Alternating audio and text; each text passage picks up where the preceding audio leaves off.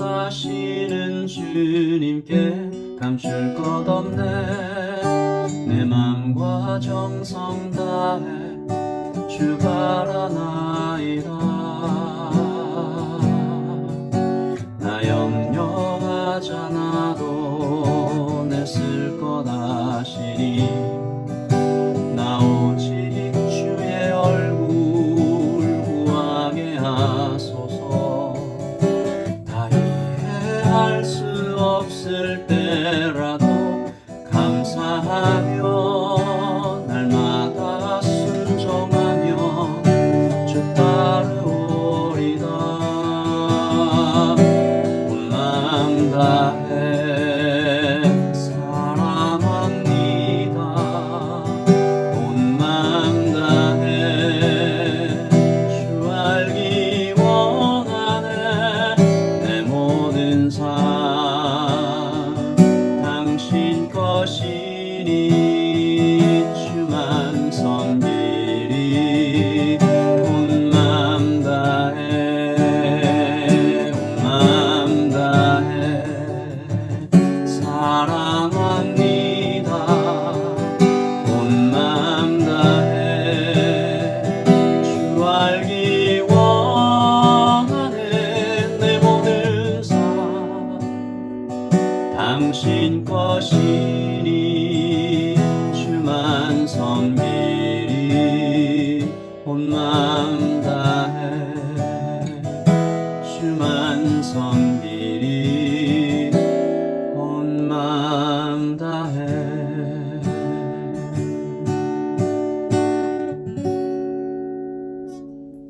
아멘. 오늘 우리에게 주신 하나님의 말씀은 갈라디아서 3장 1절부터 9절까지 말씀입니다. 갈라디아서 3장 1절부터 9절까지 말씀, 저와 여러분이 함께 봉독하겠습니다. 어리석도다 갈라디아 사람들아, 예수 그리스도께서 십자가에 못 박히신 것이 너희 눈앞에 밝히 보이거늘 누가 너희를 꾀더냐. 내가 너희에게서 다만 이것을 알려 하노니 너희가 성령을 받은 것이 율법의 행위로냐 혹은 듣고 믿음으로냐. 너희가 이같이 어리석으냐. 성령으로 시작하였다가 이제는 육체로 마치겠느냐. 너희가 이같이 많은 괴로움을 헛되이 받았느냐. 과연 헛되냐. 너희에게 성령을 주시고 너희 가운데서 능력을 행하시는 이의 일이 율법의 행위에서냐 혹은 듣고 믿음에서냐. 아브라함이 하나님을 믿음에 그것을 그에게 의로 정하셨다 함과 같으니라. 그런즉 믿음으로 말미암은 자들은 아브라함의 자손인 줄 알지어다. 또 하나님이 이방을 믿음으로 말미암아 의로 정하실 것을 성경이 미리 알고 먼저 아브라함에게 복음을 전하되 모든 이방인이 너로 말미암아 복을 받으리라 하였느니라. 그러므로 믿음으로 말미암은 자는 믿음이 있는 아브라함과 함께 복을 받느니라. 아멘. 하나님의 말씀입니다.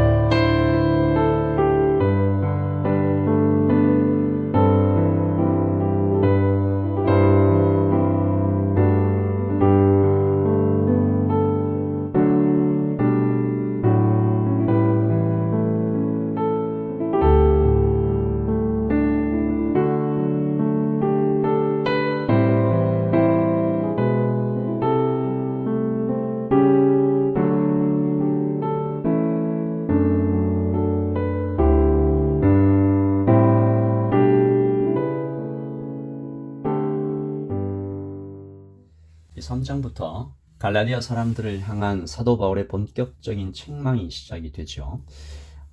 오늘 3장 1절부터 9절까지 말씀을 아침에 보고 오늘 저녁 수요 예배 때는 이 나머지 부분에 대해서 3장 말씀으로 은혜를 받으려고 합니다.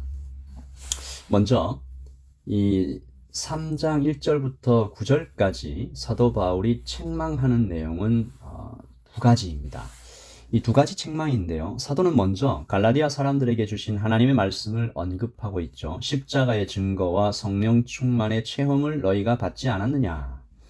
그들은 십자가에서 죽으시고 부활하신 예수님에 대해 사도 바울로부터 직접 들었습니다. 그저 귀로만 들은 것이 아니죠. 성령께서 깨닫게 해주셨습니다. 성령을 체험했어요. 신유, 예언, 방언 같은 성령의 은사를 풍성하게 받았고 그로 인한 내적인 치유와 회복 그리고 하나님 안에 있는 깊은 진리에 대해서 깨달았습니다. 그때 이들이 고백했죠. 예수님께서 그리스도이시다. 살아계신 하나님이다. 결코 부인할 수 없는 진리를 마음속 깊이 새기게 되었습니다. 성령의 빛으로 비춤을 받았죠. 그런데 거기에서 돌아선 것입니다. 속아 넘어갔죠. 사도가 이것을 아주 강하게 책망하고 있는 것입니다.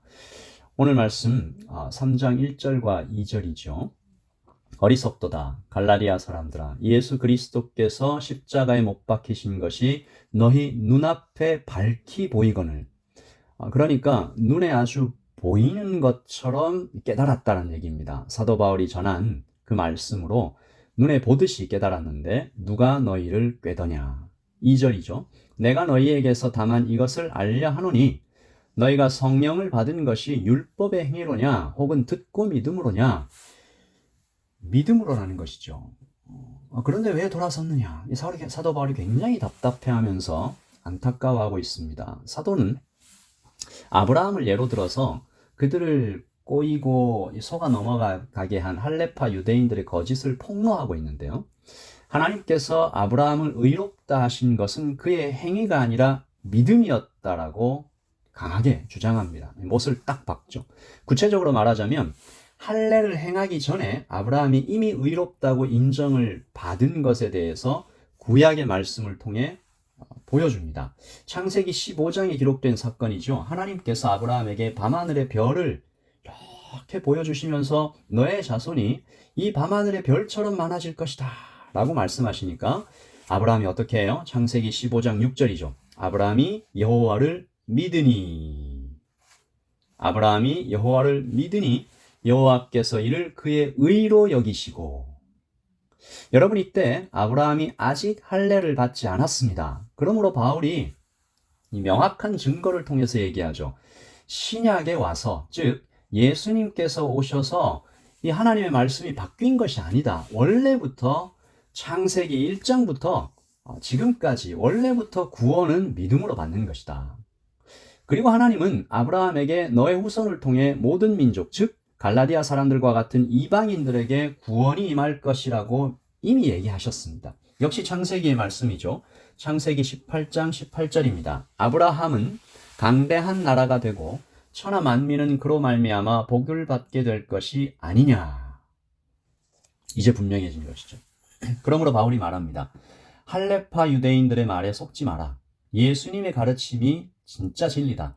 구약 성경 전체가 말한다. 믿음으로 구원받는 것이다. 그리고 너희도 유대인들만 구원받는 거 아니다.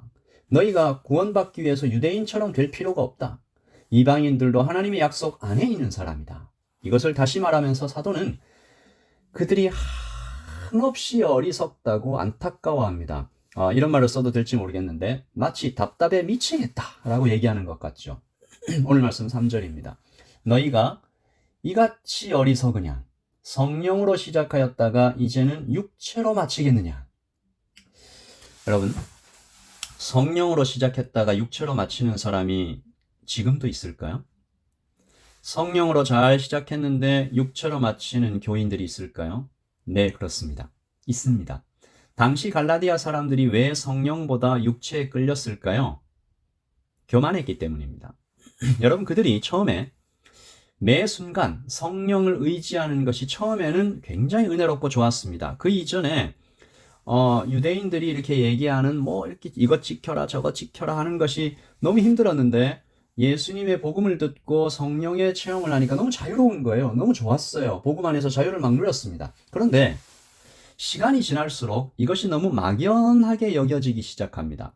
그리고 그들 중 어떤 사람들은 이런 자유를 오해해서 뭐 막무가내로 내 마음대로 살아가는 사람들도 나타났죠. 이때 이들의 눈에 그들이 버렸던 그 유대교의 그 규칙들이 다시 매력적으로 보이기 시작합니다.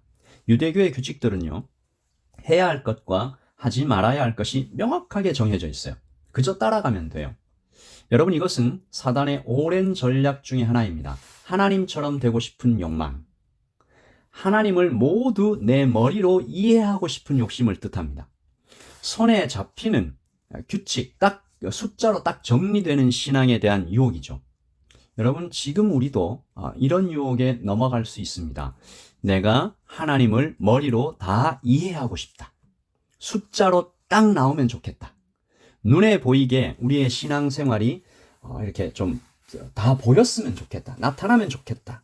라고 생각할 수 있습니다. 그러나 우리가 이것을 조심해야 됩니다. 하나님을 나의 논리로 이해하려다가 망하는 사람들이 교회사에 수없이 많습니다. 이것을 신학적 용어로 인간의 주제넘음이라고 말하죠.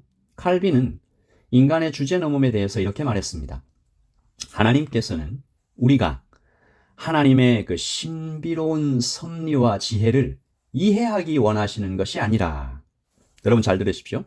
하나님께서는 우리가 하나님의 신비로운 섭리와 지혜를 이해하기 원하시는 것이 아니라 그 지혜를 높이 받들기를 바라시며 그리하여 우리 속에 경의와 놀라움으로 가득 채우시기를 바라신다.